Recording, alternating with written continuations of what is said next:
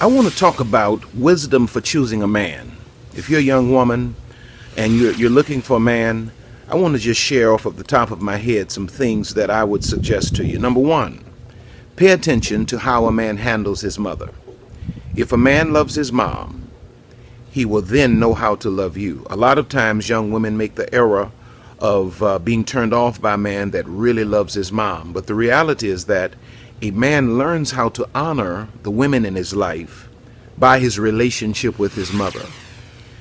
Pay attention to how he handles her if she's not around, if she's deceased. Pay attention to how he speaks of her. Even if she was a poor mother, pay attention to how he even manages that, because it speaks to the quality of that man's heart.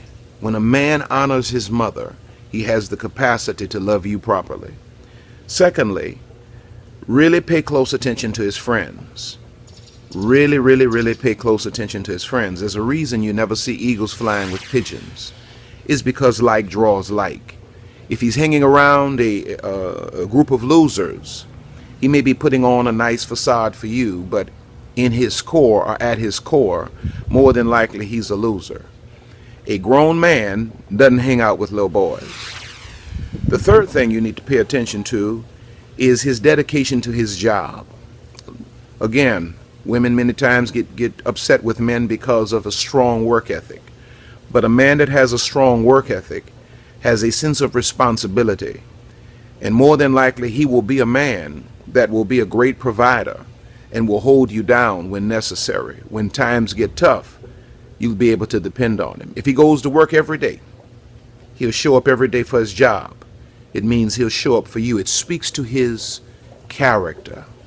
Fourth thing I would suggest to you is that you pay attention to his conversation about God. Don't be the first one to bring God up. Because if this man is going to lead you, and if you are a Christian woman in particularly, this man has to have a real love for God. He can't just chime in on the conversation because he determines that God is a big matter in your life. He needs to be the one to lead into the conversations relative to God.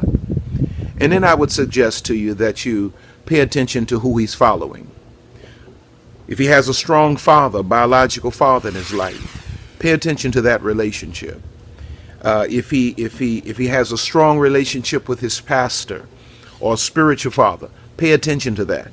Because when you marry a man, it means that, biblically, it means that you are submitting yourself to his oversight. There's nothing worse than being submitted to a man who submitted to no one. There will be days in your relationship, more than likely, that you will need to have someone that your husband or your potential husband has the kind of respect for that can steer him back onto course. And then I would suggest to you that of course you want a man that you don't mind looking at. But don't put too much weight, like most shallow women do, on the external. Because the reality is, I can box up garbage, wrap it in nice paper, and sell it to the world. These are just my thoughts.